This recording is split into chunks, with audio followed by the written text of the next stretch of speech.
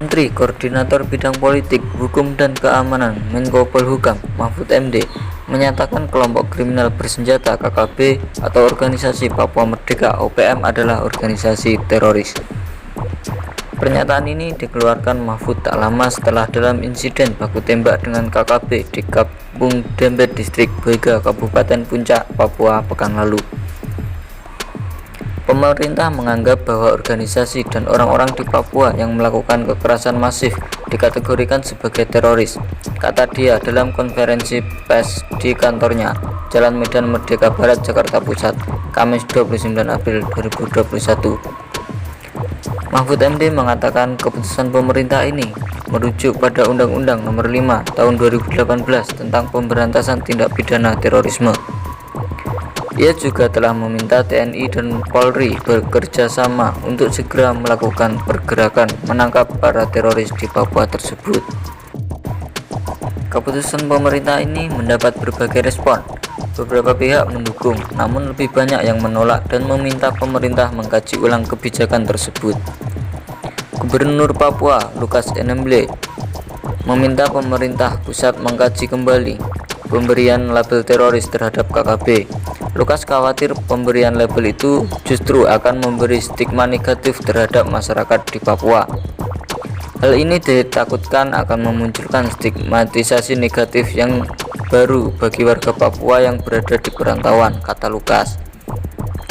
Asisten Kapolri Bidang Operasi Irjen Imam Sugianto menyebut pihaknya saat ini tengah membahas penerapan aturan hukum Undang-Undang Nomor 5/2018 tentang para KKB di Papua.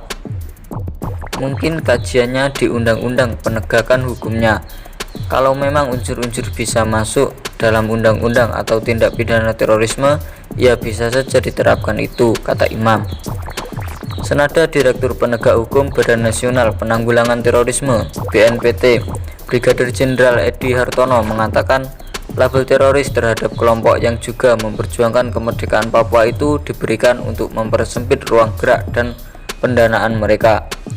Ini sebabnya peluang-peluang yang selama ini tidak tersentuh dan dilakukan KKB ini diharapkan dengan kerangka Undang-Undang Nomor 5/2018 itu mempersempit geraknya, kata Edi.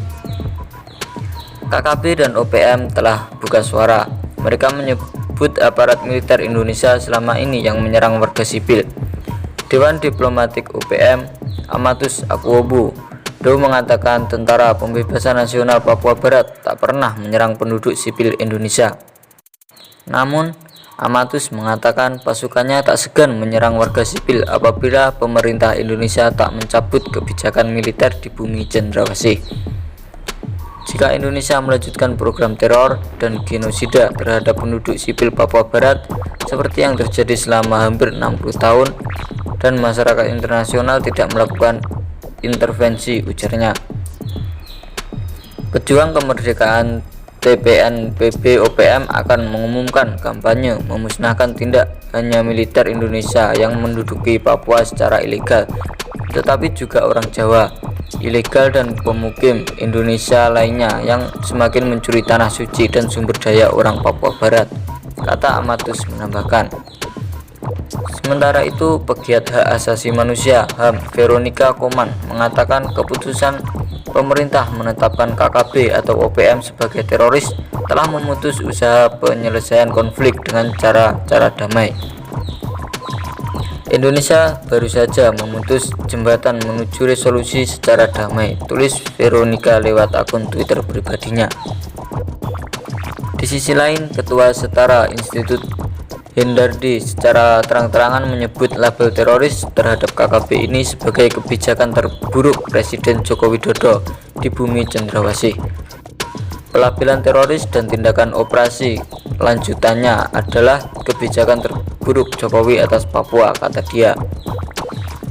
Hendardi mengatakan kebijakan itu kontraproduktif dalam upaya perdamaian di Papua. Menurutnya, cap teroris ini menimbulkan potensi pelanggaran hak asasi manusia yang lebih serius. Selain kontraproduktif, mempercepat dan memperpanjang spiral kekerasan, langkah pemerintah juga rentan menimbulkan pelanggaran HAM yang serius, ujarnya. Meskipun KKB telah dilabelkan sebagai terorisme, namun kantor staf presiden KSP menyebut aparat tidak akan bertindak berlebihan meski pemerintah telah menyematkan label teroris kepada kelompok kriminal bersenjata di Papua. Deputi 5 KSP Jaleswari Pramodawardhani menyebut label teroris hanya disematkan kepada orang-orang yang melakukan kekerasan, menimbulkan teror, merusak fasilitas publik, dan mengganggu keamanan. Pemerintah akan memastikan bahwa tindakan penegakan hukum yang akan dilaksanakan oleh aparat penegak hukum tidak akan eksesif yang bisa berdampak negatif pada masyarakat, kata Jaleswari dalam keterangan tertulis. Dia meminta masyarakat Papua tidak khawatir. Jaleswari menghimbau masyarakat menjalankan aktivitas seperti biasa. Ia juga mengajak masyarakat memantau kegiatan penegakan hukum di Papua agar sesuai prinsip-prinsip hukum dan HAM. Di saat yang sama, pemerintah memastikan setiap tindakan yang diambil sesuai dengan prinsip HAM.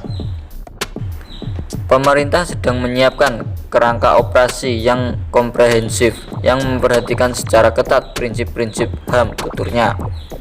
Jaleswari menyampaikan keputusan yang diambil pemerintah saat ini guna memulihkan keamanan dan menghentikan teror.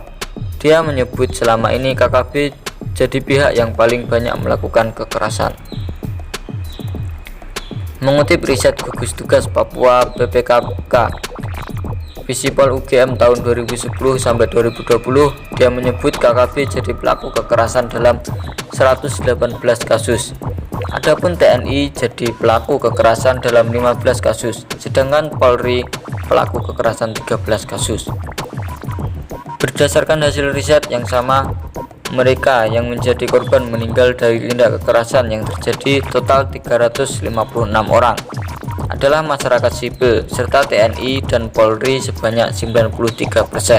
Sisanya sebanyak 7% adalah anggota KKB, ucap Jaleswari. Sebelumnya, pemerintah menetapkan KKB di Papua sebagai teroris. Pemerintah akan menugaskan Densus 88 dan TNI untuk menangani KKB di Papua. Kebijakan ini dikritik oleh sejumlah lembaga swadaya masyarakat. Kata Setara Institut Hindadi menilai kebijakan ini berpotensi melanggar HAM. Selain kontraproduktif, mempercepat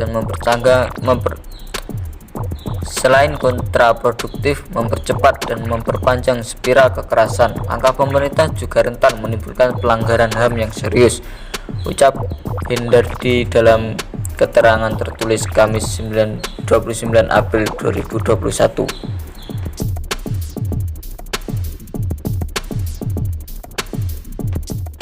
Sekian dulu info pada kesempatan kali ini. Jangan lupa like, share, and subscribe.